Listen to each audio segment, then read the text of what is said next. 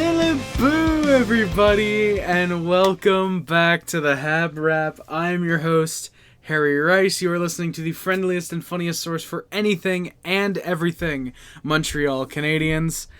And, I'm back. Right off the bat, I want to apologize for not coming up here after the game against the Tampa Bay Lightning. I had a little bit of a sickness. I had a bit of a stomach ache that ended up incapacitating me. I did get to watch the game, majority of it. I did end up shutting my eyes for about 5 minutes during the first period, but aside from that, I saw all of the game. And yeah, we can talk about that before we get into the Panthers game in a second, but yeah, I didn't come up. I didn't take my notes, unfortunately. I was genuinely just sitting on my couch, just watching and just taking the game in, so yeah, I did. Like I said, I didn't take my notes, so we're not going to be doing a full one-to-one recap the way we are with the Panthers game. At least I assume most people would A, assume that, and B, be very thankful that we're not getting an hour-long episode of the HabWrap tonight. But yeah, the Canadiens played tonight as well. It's the second game of a Florida road trip, and I believe the third game of a 4-game road trip overall, if I remember correctly. Or no, it's a bit of a long one. Yeah, it's actually the 4th game of a 7-game road trip. Of course, there's the game against the Penguins and the Bruins that was before the Christmas break, and then the little Florida stretch here of Tampa and then Florida, and then the remaining games on January 1st on New Year's Day, it's Carolina. On the 3rd, it's an early game, a 4 p.m. start against the Blues, and the next day on the 4th, that's a 2 p.m. start against the Dallas Stars. And if I remember correctly, those are the last early games of the year. We only have, I think, 1 or 2 late starts that we have to worry about for the rest of the year. But yeah, so we played tonight in Florida, along with the game that we played in Tampa, and the Canadiens are back. I think it's very, very safe to say. So, to, again, very quickly talk about the Lightning game, this isn't going to take more than 5 minutes. Again, I didn't take my notes. The way I usually do it, just took some very key notes, oh, this is something I wanted to note. So the first period very much was a Canadiens period. It was just Canadiens hockey. John Cooper even said after the game, and I wanted to mention this because I really liked it. He said something to the effect of the better team, the team that played the better 65 minutes didn't get the win tonight. And I don't know if that's a legit quote or if that's just some Habs fan shit posting. I'm pretty sure it was a legit quote because I saw a couple people putting it out. John Cooper has really been pumping up the Canadiens' tires the past couple years, especially since that 2021 Cup final. I don't know what it is, but he's just been very, yeah, the Canadiens are a good team, and, especially again with the way that last game the better team didn't win that game. So props to John Cooper if that was legit. But again, the first period was a very, very Montreal Canadiens period. And we had possibly the fight of the year.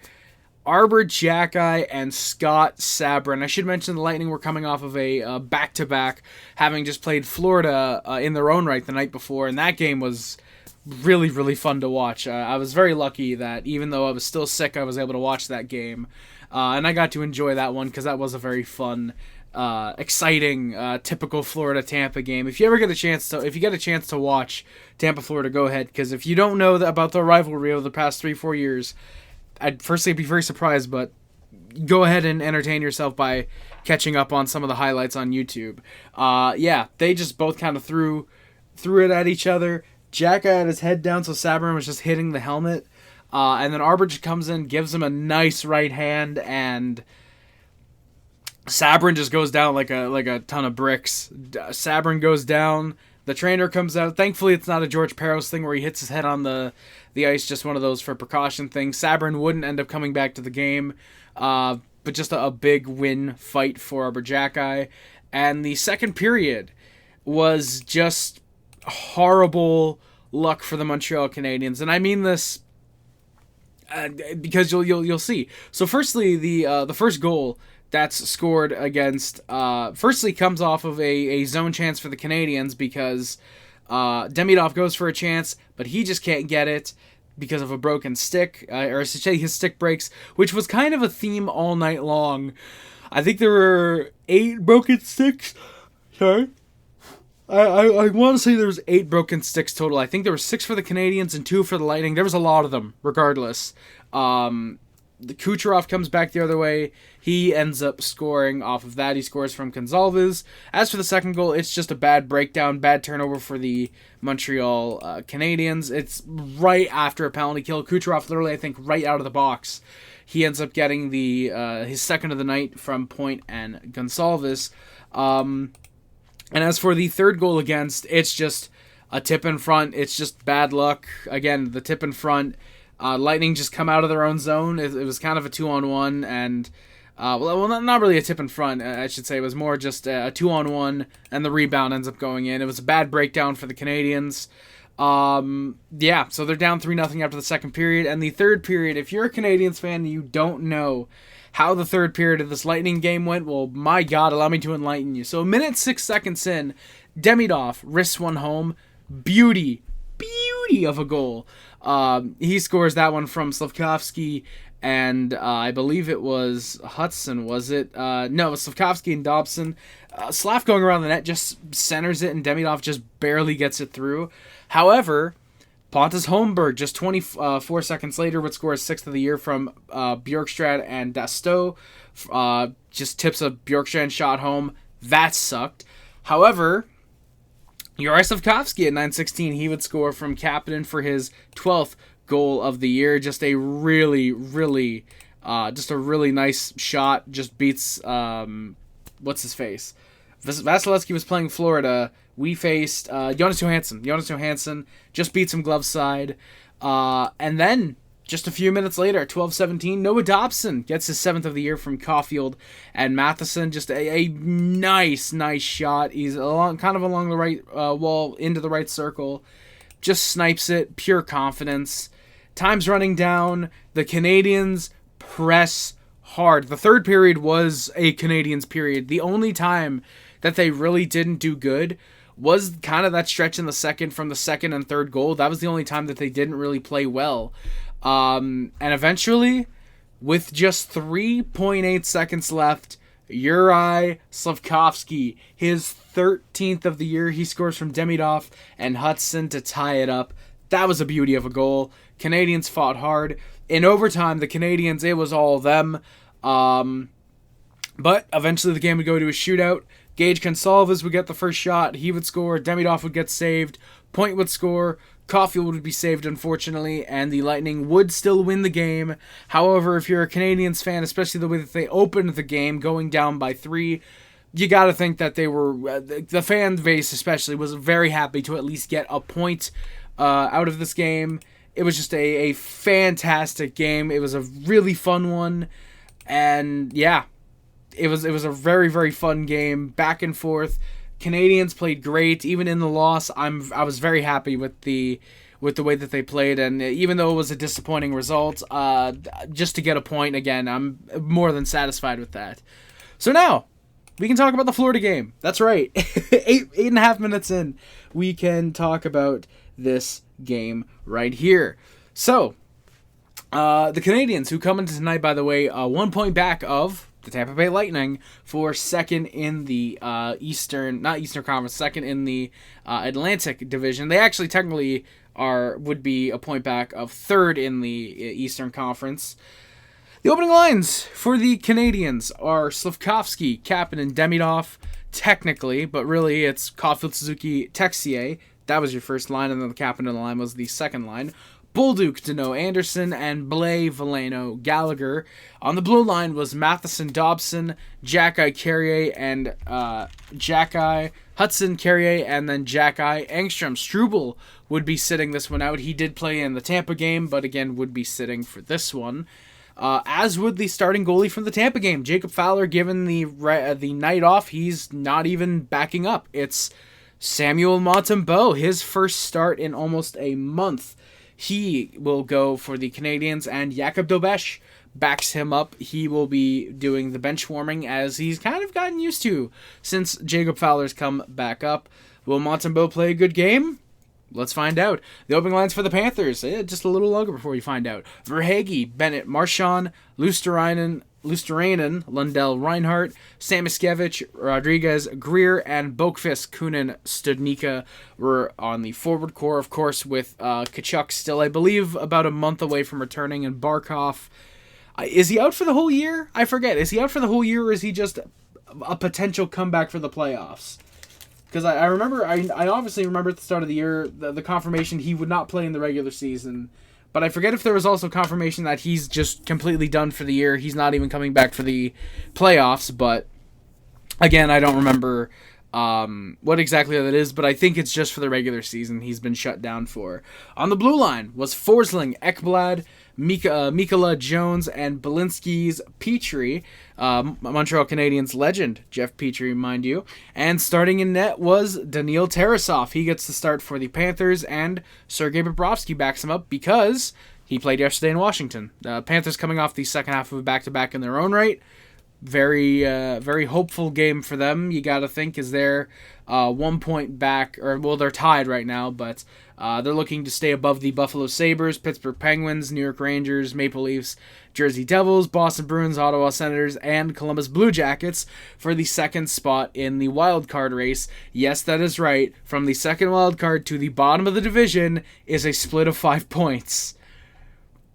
My God, the fact that nobody is really out of the race except Columbus, because let's be honest, it's Columbus, and Ottawa, let's just say it's Ottawa, just insane.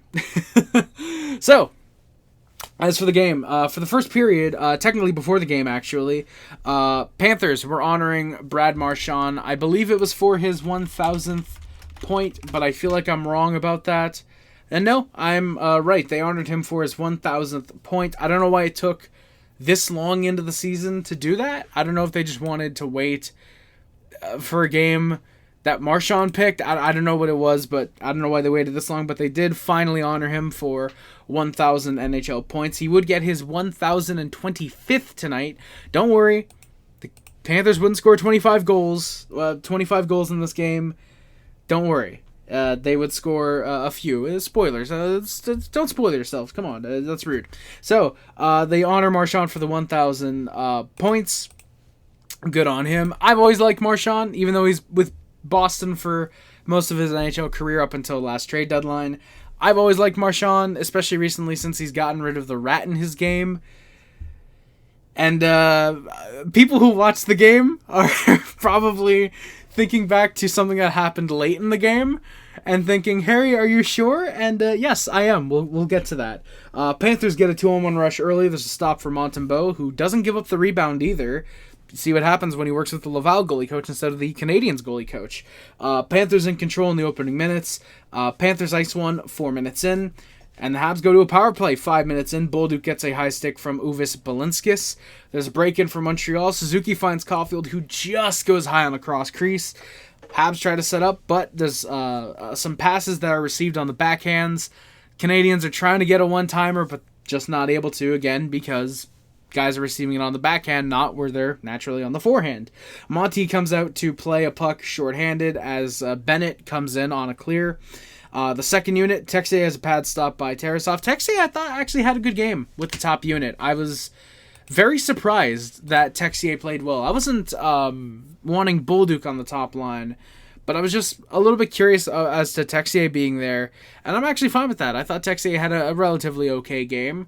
I get why late they would go back to Caulfield, Suzuki, Slavkovsky, but if Texier was on the top line for the next couple games, I probably wouldn't mind that. That'd probably be okay. Regardless, Canadiens are 0-for-1 on the power play tonight. The Panthers do lead the shots 4-2, 8 minutes in. Texier on a rush has a chance, but he has to settle the puck. The shot ends up going off Mikula and out of play. There's a good play off a draw. Demidov in all alone right in front, but Tarasov pokes a pass just wide. Hudson, really nice dangling down the middle. The shot is just stopped with the pad. There's a Panther shot off the pad of Montembeault. Gallagher then ends up clearing it as the Panthers try to get it back to the blue line. Panthers press as Dobson's down trying to shot block. Monty ends up making a good save. Habs go back the other way. Dobson really driving offense. He gets 2 good looks. One of them is just sticked away. The other is a save from Tarasov.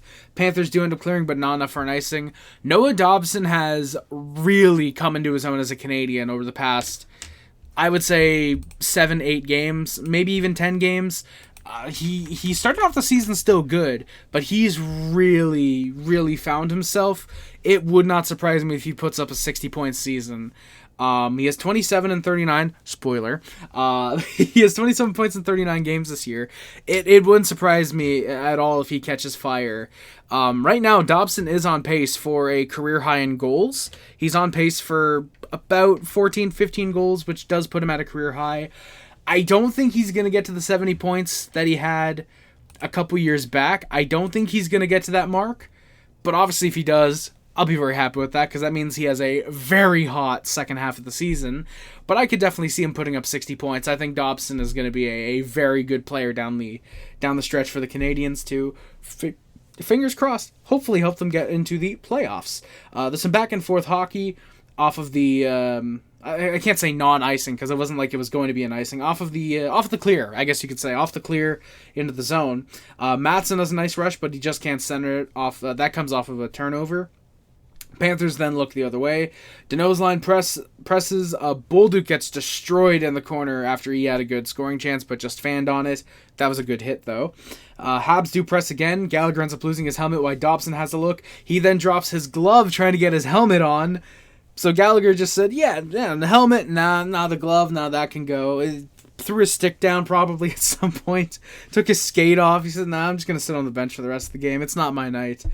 And no, it would not be.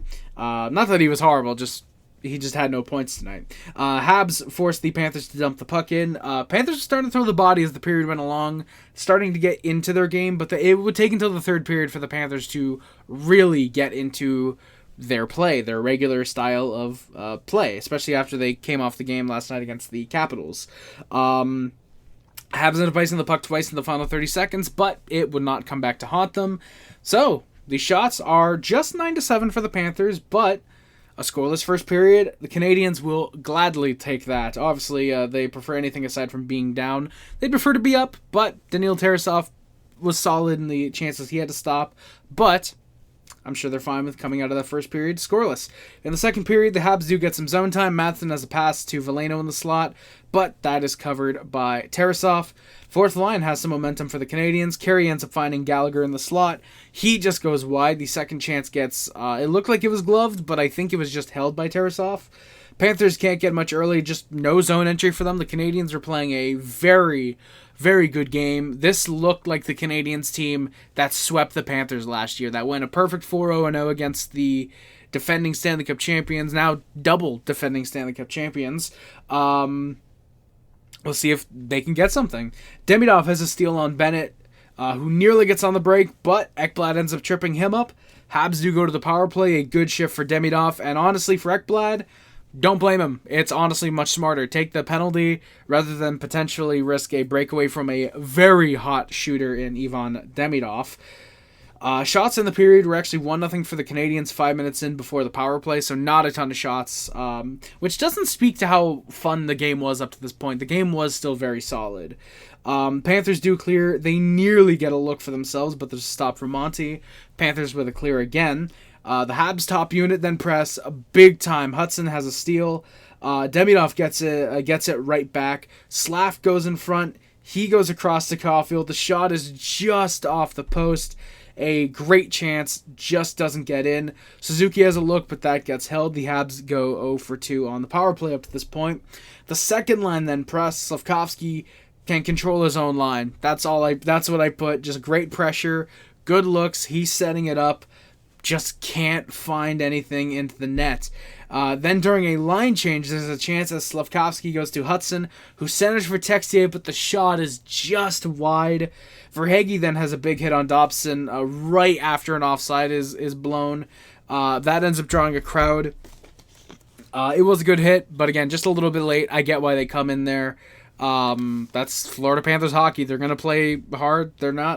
It's not a dirty hit. It's a shoulder-to-shoulder. He doesn't come in super aggressively, but, it's one of those where, you'll draw a crowd, but you'll probably be fine with that because momentum starts to go your way. So I'm just taking a water break real quick.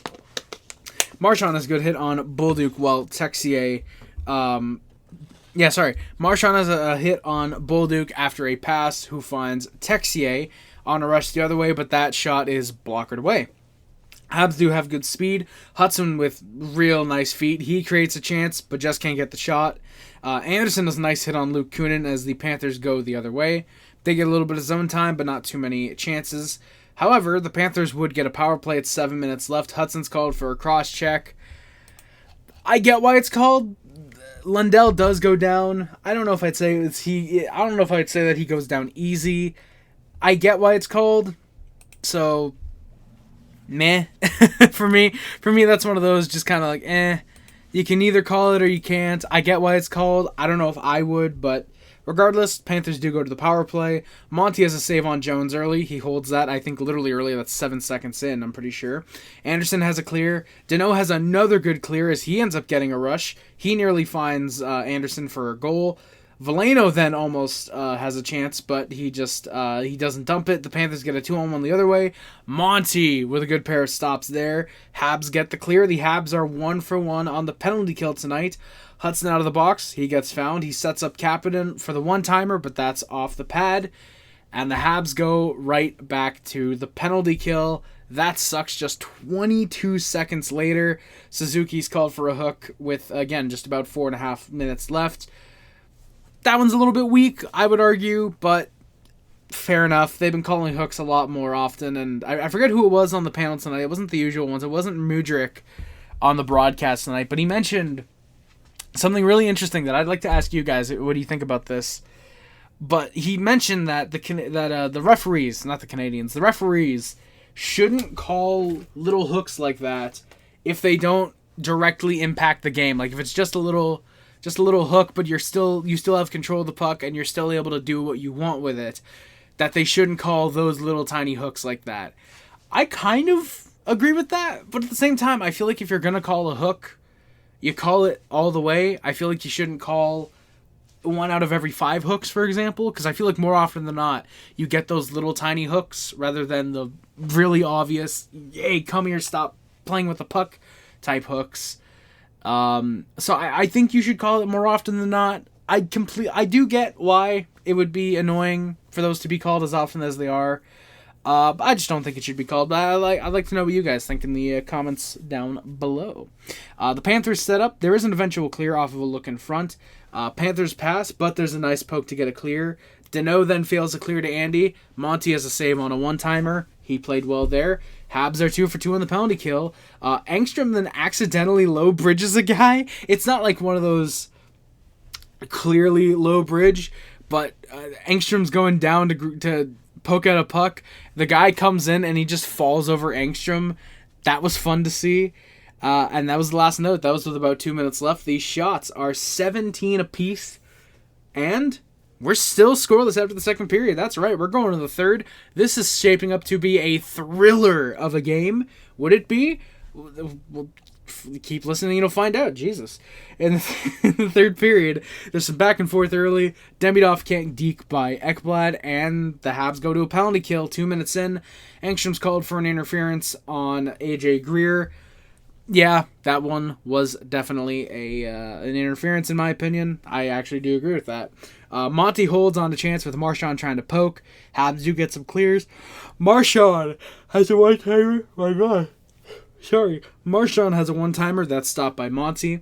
Deneau then sends one for Andy to kill more time, but there's no chance on the one-on-one. Habs are 3 for 3 on the penalty kill. Caulfield has a chance. That goes just wide. He tried to catch Tarasov cheating the post. However, they go to the power play as Forsling's called for a trip on Caulfield on that exact play. Habs do try to press for after the Panthers have a near shorthanded press. Marchand pokes Hudson, who immediately recovers, and I believe he sticks lift Marchand, gets it right back. Hudson is starting to really get used to guys pressuring him at the line and trying to steal it off him, and if they are, he's doing a very good job to recover, because that was almost a 2-on-1 the other way, almost even a 2-on-0. That was a very good job from Hudson to immediately recover and realize what was about to happen. Slavkovsky nearly has a look, but there's no lane available for him. There is a puck that eventually hops over Hudson's stick that ends the zone time for the Canadiens. Panthers grind out the remaining 35. The Habs are 0 for 3 on the power play tonight, unfortunately. Kunin presses. There's a chance, but there's nothing there.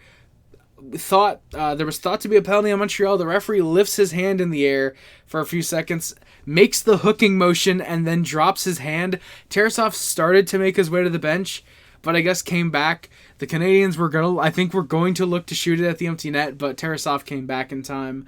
Habs do eventually cycle. Veleno tries to poke at a chance that gets to Tarasov, but he is able to cover. Panthers press. There's a good hit by Dobson that creates a turnover. Slavkovsky looks to go the other way. He does get stripped by Samoskevich instead of dumping it in. That's a little bit of a iffy play there. He does end up whacking at Samoskevich, and he trips him as he tries to whack at the puck. That's during a transition play, and the Panthers go to the power play with 10:05 left in the third. That sucks for Slavkovsky. I'm not going to completely blame him for that. He's playing hard. Understandable. Like I said, the Panthers do get a power play. Habs do get a clear, but it comes back in. It's cycled around, and they score. Brad Marchand, he scores on a long-range shot because Matheson doesn't bother to shot block or try and clear the double screen in front. It's 4 guys in front, 2 Canadians and 2 Panthers, but Dobson is at least trying to get his man out. So Matheson just standing there. He's been awful defensively since the extension, as I'm sure you guys know by now. So the Panthers take the 1-0 lead. That's after about 23 seconds of power play time. Habs are 3 for 4 on the penalty kill. Panthers have the 1-0 lead, like I said. There's some board play behind Monty. Hudson ends up getting away with the trip. That was pretty lucky. Panthers do press. There's a little bit more board play. Ekblad has a look, but that's blocked in front. Off a turnover, the Habs get a chance. Hudson finds Suzuki. On the break, he pokes it. That's stopped, and the rebound just off of Tarasov's pad. Canadians almost tied it up there. That was a good chance. Bolduc with a really good shift, doing his best to drive the offense.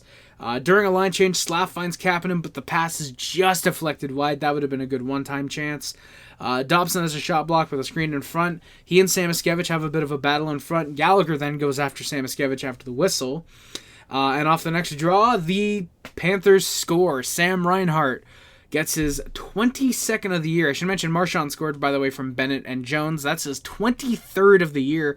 I believe that is his team leading as well. Reinhart just behind him. That is his 22nd with 4:59 left from Luosterainen and Lundell. Monty just goes down a little bit too early, unfortunately, and Reinhart takes advantage of that. That's a good goal for Reinhart, and it's 2-0. The Canadiens will probably go down in this one. However, hey, it's a game. The Canadiens score. 32 seconds later, Cole Caulfield gets his 19th goal of the year. He just responds, and a beauty of a goal. He gets the puck along the wall, goes down to the blue line, realizes he has space down the middle, toe drags. I want to say that was Samoskevich, actually. Samoskevich was very noticeable for a multitude of ways in the third period. I believe it was toe drags around Samoskevich, waits out, goes 5-hole, wrists it past Daniil Tarasov, and the Canadiens, only down by a goal now. They've beaten the shutout of Daniil Tarasov. Caulfield, like I said, makes it 2-1. He scores from Hudson and Dobson. That's with 4:27 left. Can they complete the comeback? Well, let's find out. Marchand has a look. He's stopped by Carrier in his own zone, who then blows a tire. I saw a few fans saying that it looked like Marchand might have tripped Carrier. I didn't see a stick come anywhere near Carrier. I thought Carrier just blew a tire, but I don't know. Maybe he did. I don't think he did, though. Habs' top line has been put back together. This is where, like I said, Slav is back on the top line. They find Slav in on a near break, but the pad's stopped by Tarasov, and Monty goes to the bench with 2 minutes left. The Habs press. Demidov ends up fanning on a shot. Slav goes to Suzuki. That just can't go home. Tarasov behind the net. He turns it over. The Canadiens get it. It's on the right circle. Suzuki slaps it, and he scores. Nick Suzuki. Remember when he had like 3 goals on the year? Yeah, me neither. This is his 12th goal of the season. He ties it with 1:22 left from Demidov and Caulfield. My God. Nick Suzuki, what a ballsy move to go short side, by the way. It's technically a slapper, but it's a one-timer. He gets the pass, just shoots it right away. Suzuki knows what to do in moments like that. He is, and I believe it was the Canadiens' Twitter said it perfectly, Captain Clutch. Captain Clutch shows up again. Habs in the final minute look to get the lead, but Florida just takes it, just strips it. They end up pressing the other way, but they just don't end up getting anything. So, the shots are 28-27 for the Canadiens. A 2-2 tie game headed in to overtime. That is right. For the, I believe, third straight game, the Canadiens... No, because the Bruins game, we dominated them. For the last three of our four games, we've gone to overtime. In said overtime, Reinhart comes in early with a chance. That's stopped by Monty. Good pad save. Marchand avoids a check. He gets in. There's another save for Monty. Slav has a steal on Marchand. There's a 2-on-1 chance. He goes to Matheson, who just can't get the pass. Marchand ends up hitting Matheson. He's down. Canadiens keep it in at the zone, but they blow play dead because Matheson is still down in the corner. He's down, and as it turns out, Canadiens are going to a power play. Marchand gets called 2 for roughing, actually. I guess it's because the amount of strides that he took to make the hit is enough for a rough, which I do think that's fair. So what happens is Matheson doesn't get the pass. The puck's in the corner. He gets it. Someone, I didn't see who it was, gives him a little check, pushes him forward, and it just so happens to be when Marchand's coming in for the hit, lifts the elbow because most guys will lift the elbow when they're trying to follow through on a hit, and ends up catching Matheson in the head. Thankfully, Matheson would be up on his own. It would just take him a minute. He was kind of just stunned. Obviously, he wouldn't be out for the power play. He probably would have been pulled anyways due to concussion protocol. Fingers crossed that he's still good for New Year's Day, because I'll be honest, I really don't want a blue line with both Struble and Engstrom. However, again, fingers crossed, and I don't know, maybe Gooley's back by then. I doubt it, but who knows. Again, I don't think that it was malicious by Marchand. He's going for the hit, but again, just catches Matheson in the face because of the hit that happened a second prior. It's tough to be able to tell those types of things. It's hard to be able to judge, oh, hey, maybe he's going to hit him. I shouldn't go for this. No, he just goes for it. And again, I don't think it's a dirty play. It definitely did warrant the 2 for roughing because, again, the strides that he took, it was a little bit much. However, I don't think that it was warrant of a 5 in a game, which, again, Marchand didn't get. Marty does call a timeout because a 4-on-3 power play, how often do you get those? Call the timeout, he draws up a play. The Canadiens, I'm getting ahead of myself. Panthers clear right away. There is eventually some setup. Plenty of passes, but just no good shot can get through. Caulfield doesn't like a one-timer look that he has. He isn't able to get it off. He has to hold it. Suzuki ends up having a shot off the post eventually. That's after about a minute and a half of straight pressure. Canadiens did keep control. They played well. They just were not able to... again, capitalize at this point. They weren't able to get any real good scoring chances, unfortunately. The face-off is to the left of Tarasov. Suzuki stays out. He's the only one that does. Off the draw, the Canadiens do control. Dobson eventually finds one to Hudson at the right circle. He fakes a shot, passes it to Suzuki with a wide-open net. And what did I say?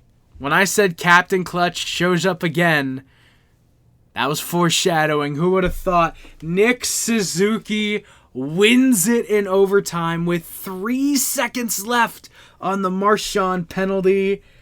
The Canadiens score, and how poetic. They go 1 for 5 on the power play tonight. A 3-2 victory in overtime. The final shots, 30-29 Florida. Montreal with another improbable comeback in the final 5 minutes. They pulled it off. Montreal wins it. A beauty of a game. A very fun game overall. Suzuki scores from Hudson and Dobson. That is Suzuki's 13th of the year. He is now tied with Slafkovsky for second on the team in goals. So yeah, that ends the game. My God. 2 comebacks in a row after dominating Boston. A double flurry of comebacks in Florida. My God, just the Canadiens are back. We are now 6-1-3 in our last 10 games. I don't know if the guys are watching this podcast, but ever since I really called them out and said, Marty should be fired and all this shit, they've really turned things around. Since the Christmas break especially, these first 2 games after the break, really they've showed up. They played well. Again, the Tampa game, they only go down 4-1 because they just had some bad breakdowns. They had a bit of bad luck at first. Third period, they showed up. In this game, they played a very complete game. They just didn't play well for, again, a stretch of about 7 minutes where the Panthers scored 2 goals, and then Caulfield scores, and bang, they came back. They played 60 minutes out of a 65-minute game. Well, technically 63-minute game. The Canadiens are back, I hope. And you know what? I'm hoping that we can keep it up against the literal king of the East right now, the Carolina Hurricanes, coming up next. And then, of course, again, it's the lowly St. Louis Blues, and then the powerhouse Dallas Stars for the remainder of the road trip. The Stars, I'll admit, are the team that scare me the most. The Blues, I hope don't end up tearing us apart. However, again, before we get to those games, we do got to worry about Carolina. We finished 2025 off with the win. A great way to wrap up 2025. A great way for the HabWrap to go down. And yeah, so before we get into the stats, I do actually want to apologize as well. I know I said I was going to upload some more of the DVD collection. However, again, as I said, I was kind of sick over the last couple days. I didn't end up uploading. I just didn't feel like it, I'll be honest, because I was sick. So, yeah. So tonight the HabWrap's going to go up, and then tomorrow for the 31st, which actually technically might be when this is also going up, because it's probably going to be after midnight, I would imagine. But you get what I mean. Tonight, technically, we're going to get the HabWrap, and then in the afternoon, / early evening probably, that's when we're going to get the next part of the DVD collection. And yeah, so like I said, we're going to keep this going. We're HabWrap one day, DVD collection the next. We're going to keep doing that. And the DVD collection update from post when I filmed the DVD collection and the box sets, which I just realized I still need to record that. Oh God. Yeah, that'll probably be coming out sometime in January. Whenever all the DVD collection parts are uploaded, that's when we'll do the box sets and the DVD collection updates. So yeah, let's get into the stats. Let's get out of here. So, who leads the team? Well, of course, it's Captain Clutch, Nick Suzuki. He leads the Canadiens with 13 goals, 31 assists for 44 points. If he's not announced to Team Canada tomorrow, I don't know what is wrong with the management there. But then again, I know John Cooper is, I believe, the head coach, so I would imagine he probably gets a little bit of a say. He probably wants Suzuki on his team. He's got 4 points in his last 3 games, by the way. Goal Caulfield leads the Canadiens with goals. He's got 19. He also has 20 assists for 39 points. He also has 4 points in his last 3 games. Lane Hudson's has 5 goals, 33 assists for 38 points. He has 6 assists in his last 3 games. Ivan Demidov, 10 goals, 23 assists for 33 points. He has 7 points in his last 4 games. Anyone who thought Matthew Schaefer was going to lead the rookie race for the rest of the year, well, you are sorely mistaken. Yuri Slafkovsky, he's got 13 goals, 15 assists for 28 points. He has 8 points in his last 5 games. Slav has just been incredible somehow on the second line. Noah Dobson, 7 goals, 20 assists for 27 points. get this, Noah Dobson, he also has 8 points in his last 4 games. That's right, Noah Dobson is averaging 2 points per game, including 2 helpers on the Caulfield goal and the overtime game winner for Nick Suzuki. Both of those assisted by both Hudson and Dobson, funny enough. So Dobson, he's having an incredible run right now. Oliver Kapanen, he has 11 goals and 9 assists for 20 points. Mike Matheson has 4 goals, 14 assists for 18 points. Zach Bolduc has 10 goals, 7 assists for 17 points. Josh Anderson, 8 goals, 4 assists for 12 points. Alex Newhook, who's unfortunately still hurt, has 6 goals, 6 assists for 12 points. Brendan Gallagher, 2 goals, 10 assists for 12 points. Jake Evans, who's still unfortunately out, has 5 goals, 5 assists for 10 points. Alexander Carrier with a goal and 8 assists for 9 points. He is on an 8-game pointless drought. Kirby Dach, who is still unfortunately out with 5 goals, 2 assists, 7 points. Alexander Texier with 3 goals, 3 assists, 6 points. He is surprisingly on a 6-game pointless drought. Jaden Struble has 5 assists. Joe Veleno has 2 goals and assists for 3 points. He is on a 7-game pointless drought. Caden Gooley, who is unfortunately still out, has a goal and an assist for 2 points. Arbor Jacki and Sammy Blais both have a goal and assist for 2 points as well. Arbor Jacki is on a 7-game pointless drought. Owen Beck, who is a healthy scratch tonight, has a goal. And Patrick Laine, who's unfortunately still out, Florian Jacki, and Jared Davidson all have an assist as well. Arbor Jacki leads the Canadiens with 6 fights. Josh Anderson and Jaden Struble each have 2 fights. Joe Veleno, Caden Gooley, and Florian Jacki all have a fight as well. Jakub Dobeš leads the Canadiens with a 13-5-2 record, a 2.90 goals against average, and an .894 save percentage. Samuel Montembeault has a 6-6-1 record, a 3.52 goals against average, and an .863 save percentage. Slowly brought that up after tonight. He keeps playing the way he did tonight. That's going to be at a 890 within the next 3 games, hopefully. And Jacob Fowler, a 3-1-2 record, a 2.64 goals against average, and a .904 save percentage with the lone shutout of the Canadiens season thus far. Yeah, that's right. Fowler's stats after the Tampa game went way down, unfortunately. Again, barely his fault, aside from maybe the shootout. But even then, I think that was his first NHL shootout. I can't really blame him all that much. Regardless, that is going to do it for this episode of the HabWrap. Thank you all so much for watching. Please do not forget to like, comment, and subscribe if you're on YouTube. Hit the follow button if you're on Spotify, Amazon, wherever you might be listening to this. Again, that is going to do it for this episode. I've been your host, Harry Rice. Thank you all again so much for watching. My name is Harry Rice. Get an eye about Ellie. Jesus, my name is Harry Rice, and always remember, no matter how good we are last year, how great we are like this year, or how fantastic we'll be in the future, go Habs go, Adam Montreal. And I just remembered I forgot to do this. Don't forget to share the podcast with everybody who you think might enjoy the podcast, including, of course, fellow Montreal Canadiens fans, hockey fans who might be looking for a Montreal Canadiens podcast, or somebody who you think might enjoy just listening to some fat kid from Quebec talk about the Montreal Canadiens for 30 minutes a night after every game. Again, that is going to do it for this episode, everybody. It's Adam Montreal. Go Habs go. And say with me, everybody, c'est la bue.